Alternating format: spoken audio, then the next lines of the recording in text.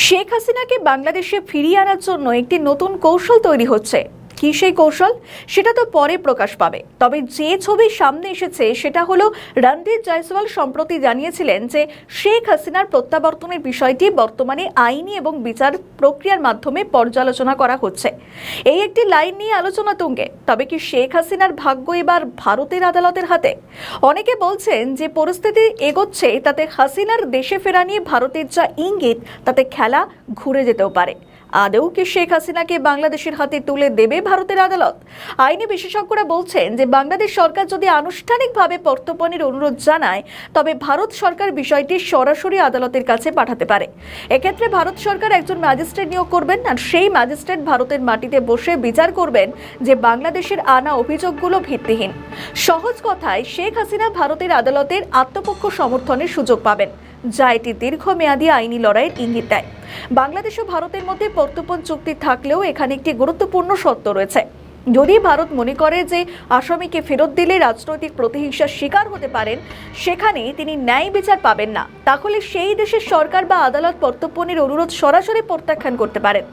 এখানে মনে করা হচ্ছে যে শেখ হাসিনা আইনজীবীরা ভারতের আদালতে হাজির এই চুক্তিটিকে বড় অস্ত্র হিসেবে ব্যবহার করবেন। যদিও ভারত আন্তর্জাতিক শরণার্থী কনভেনশনে স্বাক্ষর করেনি, তবুও তাদের নিজস্ব আইনে আশ্রয়ের কিছু মানবিক দিক রয়েছে। যদি শেখ হাসিনাকে রাষ্ট্রীয় অতিথি থেকে শরণার্থী হিসাবে ঘোষণা করা হয় তবে তাকে এমন কোনো দেশে ফেরত পাঠানো ভারতের আইনের পরিপন্থী হবে যেখানে তাদের জীবন বা মর্যাদা হুমকির মধ্যে পড়তে পারে।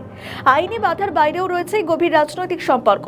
অনেকে বলছেন শেখ হাসিনার সঙ্গে নরেন্দ্র মোদী সরকারের যেমন ভালো সম্পর্ক রয়েছে, ঠিক একইভাবে বঙ্গবন্ধুর পরিবারের সঙ্গে সুসম্পর্ক ছিল নেহেরু এবং গান্ধী পরিবারের। ফলে সব মিলিয়ে শেখ হাসিনার দিকেই যাচ্ছে ইতিবাচকভাবে। এই মুহূর্তে শেখ হাসিনার ফেরা বাংলাদেশ ও ভারতের দ্বিপাক্ষিক বিষয়ের উপর নির্ভর নয়, বরং এটি আন্তর্জাতিক স্তরে একটি আলোচনা চলতে পারে। তবে আপাতত সাজিব ওয়াজেদ জয়ের হাত ধরে আওয়ামী লীগ ফেরানোর একটি পরিকল্পনা চলছে। যেমন এই মাসের শেষের দিকে আমেরিকা থেকে নয়াদিল্লি যেতে পারেন জয়। মায়ের সঙ্গে বৈঠক হওয়ার কথা। মায়ের সঙ্গে বৈঠক হওয়ার পর যে নেতৃত্ব তিনি অফিসিয়ালি হাতে নিতে পারেন সেরকম একটি আলোচনাও চলছে। যদিও আনঅফিসিয়ালি এতদিন দলের সেকেন্ড ইন কমান্ড হিসেবে একাধিক দায়িত্ব সামলেছেন তিনি, তবে এবার তিনি নিজে একা দায়িত্বভার কাঁধে নিতে পারেন। আপাতত মনে করা হচ্ছে শেখ হাসিনার প্রসঙ্গ এখন সরিয়ে রাখতে চাইছে নেত্রী নিজেই। এখন দেখার আওয়ামী লীগের ভবিষ্যৎ ঠিক কোন দিকে যায়।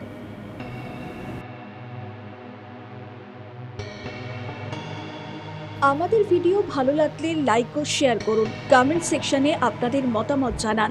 আরও ভিডিও পেতে আমাদের চ্যানেলটিকে সাবস্ক্রাইব করুন এবং প্রতি মুহূর্তে খবরের আপডেট পেতে প্রেস করুন বেল আইকন।